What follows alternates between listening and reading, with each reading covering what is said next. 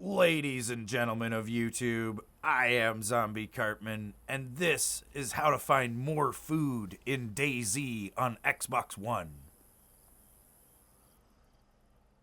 Now, if you're watching this video, chances are you've been trying to survive and you're probably not finding enough food because you're probably only looking in the houses.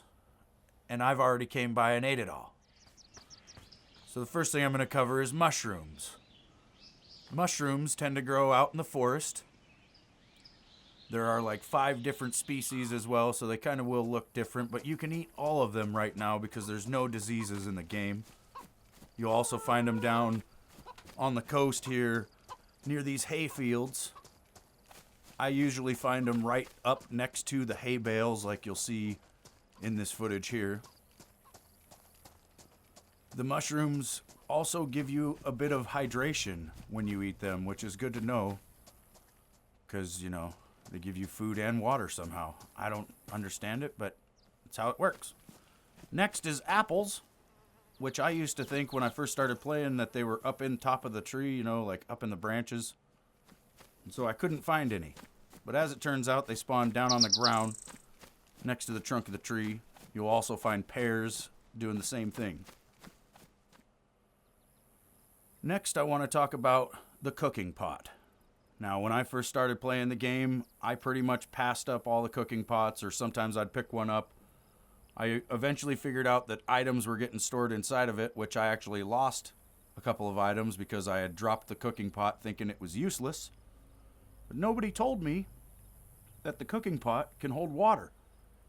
And that actually holds a tremendous amount of water. As you can see here, I drank till I was full, and I didn't even drink all of it, maybe 2/3.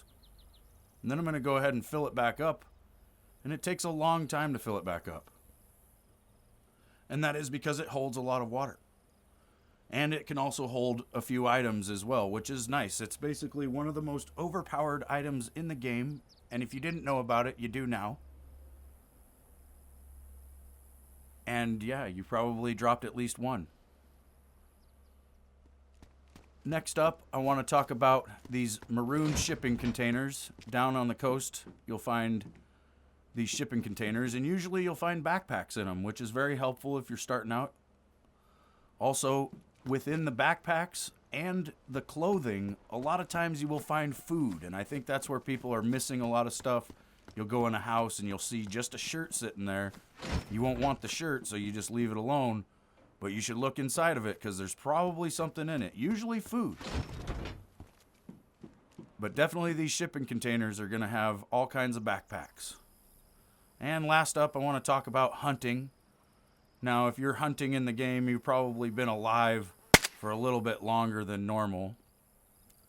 So you probably do understand some of the food gathering and stuff to actually get to that point. But I will show you how to hunt and cook your food in case you didn't know. You need a knife to skin the animal. And then you're going to take that raw meat and cook it. And to cook it, you're going to need a fireplace. And I'll go ahead and show you how to craft a fireplace. First, you're going to need to pull out your axe because it will wreck your knife to chop one of these bushes down. You chop this bush down. From the bush, you're going to need some sticks and a long wooden stick to cook the food. You're also going to need to pull out your knife and skin a tree to get some bark. If you don't have a hand drill or some matches, you're going to need 2 pieces of bark, but here I only needed 1 because I already had the hand drill. So you take that into your inventory. Then within your inventory, you're going to need to put those sticks into your hand and then go to the bark and hit B, which is going to take you out of your inventory where you'll have the option to craft a hand drill. Or if you just tap right trigger, it's going to switch that option to fireplace, which is what I need now because I already have the hand drill. If you didn't already have the hand drill, you will need 2 pieces of bark and 2 sets of sticks because you're going to need to craft both of these things. But once you've got both of those things crafted, you can place your fireplace like I did. Now I'm going to go ahead and stick this piece of meat on the end of the long wooden stick by putting the stick in hand and hitting B on the meat. Then you're going to go over to your fireplace and with the hand drill in hand, it's going to give you the option to ignite, which I go into first-person view by holding in on the right stick, because I like to watch the fire ignite. And once your fire is lit, you're going to bring out your meat on the stick, and you're going to go ahead and pop a squat and cook this thing. Now, it does take like a solid minute to cook a piece of meat.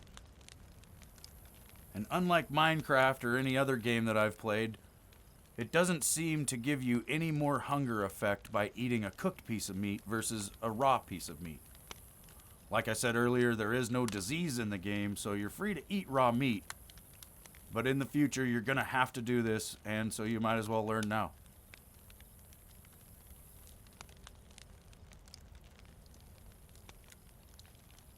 Like always, I appreciate everybody that's watching this video, everybody that's recently been watching my channel when I'm live streaming. I can't believe all the attention I've been getting.